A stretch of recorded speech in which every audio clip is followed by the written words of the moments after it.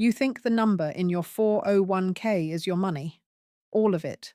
Every dollar sitting there, waiting for you to decide what to do with it, whenever you decide to do it.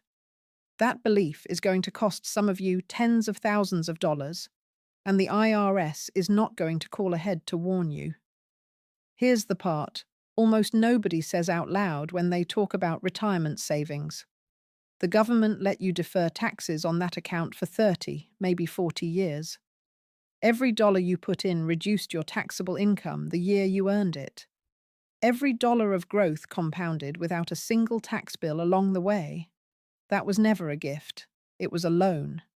And at some point, the terms of that loan say the government stops asking politely and starts requiring payment. Starting at age 73, if you were born between 1951 and 1959, the IRS requires you to begin withdrawing from your traditional IRA and 401k, whether you need the income that year or not. If you were born after 1959, that age moves to 75. This is called a required minimum distribution, an RMD. And unlike almost every other decision you've made about this money up to this point, it is not optional. The calculation itself is almost insultingly simple. Take your account balance as of December 31st of the prior year. Divide it by a number the IRS publishes called your life expectancy factor, found in something called the Uniform Lifetime Table. Say your IRA sat at $100,000 at year end, and the table gives you a factor of 25.3. Your required withdrawal for the year is $3,953. You can take more. You cannot take less.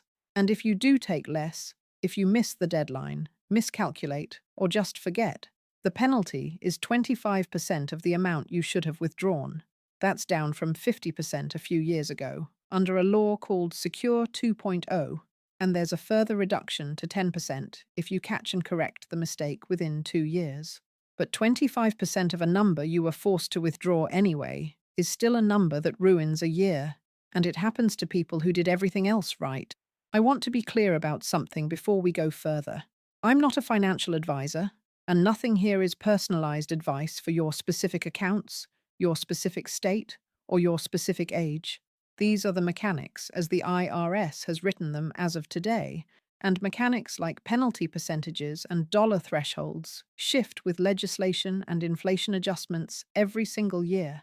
Talk to a professional before you act on any of this. But understanding the mechanics themselves is what turns this from a trap into a plan, and that's what almost nobody explains clearly. Here's where most explanations of RMDs stop. Take the withdrawal, pay the tax, move on. And if that were the whole story, this would be a 5-minute video. It isn't the whole story, because an RMD doesn't just create a tax bill. It creates income. Reportable, countable, official income. The exact kind of number that quietly triggers almost every other cliff hiding in the tax code that retirees never see coming until the bill arrives. The one that catches the most people off guard by far is Medicare's Income-Related Monthly Adjustment Amount, IRMAA. In 2026, if your income crosses $109,000 as a single filer or $218,000 as a married couple filing jointly, Medicare adds a surcharge on top of your standard Part B and Part D premiums. This is not a gradual slope. It is a cliff. Cross the threshold by one single dollar, and you owe the full surcharge for that entire bracket for the entire year. The standard Part B premium in 2026 is $202.90 a month. Cross into the highest bracket, and that climbs to $689.90 a month for each spouse, separately, if you're both on Medicare. And here's the part that turns this from expensive into genuinely sneaky. Medicare bases this year's premium on your income from 2 years ago, which means an RMD you're required to take this year, stacked on top of a Roth conversion you made 2 years back that felt smart at the time, can produce a Medicare bill you never connected to the decision that caused it. Cross a single threshold by even $5,000, and you're looking at roughly $974 extra a year per person for a surcharge you may not notice until the letter shows up in the mail. So what do you actually do with this information, beyond just being aware of it? There are two real levers, and both require getting ahead of the calendar rather than reacting to it. The first is the Qualified Charitable Distribution, or QCD. If you're 70 and a half or older and charitably inclined, you can direct up to $111,000 in 2026 straight from your IRA to a qualified charity. That transfer counts towards satisfying your RMD for the year, but critically, it never touches your taxable income and it never touches your IRMAA calculation because it was never counted as income to you in the first place.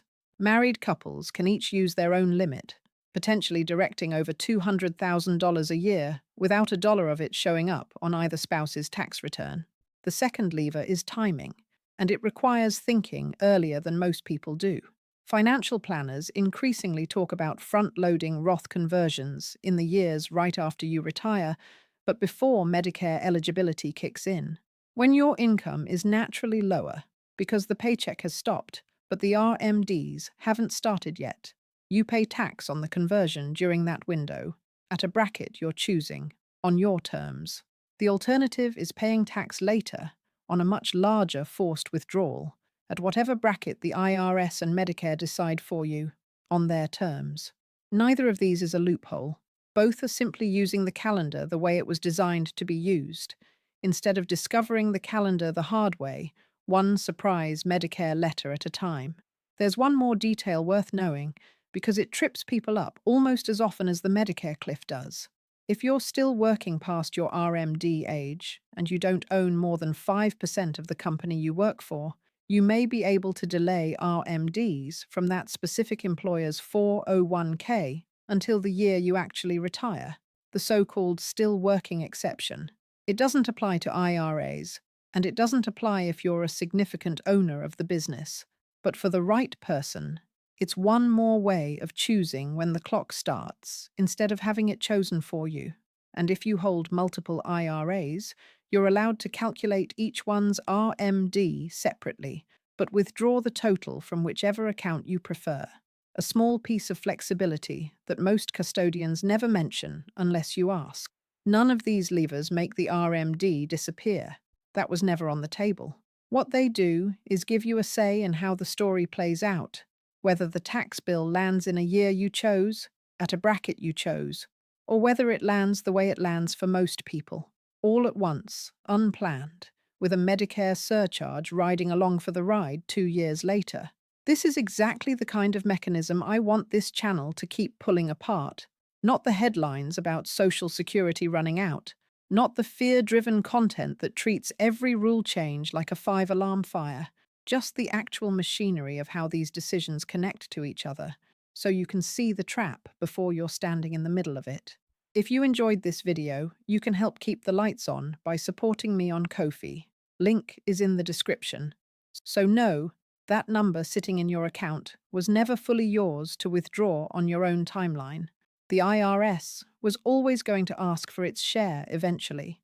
The only real choice you actually have is whether you let that request arrive on its terms at the worst possible moment, stacked with a Medicare surcharge you didn't see coming, or whether you get ahead of it, on yours. That's the entire game with RMDs. Not avoiding the tax. You can't. Just refusing to let it catch you by surprise.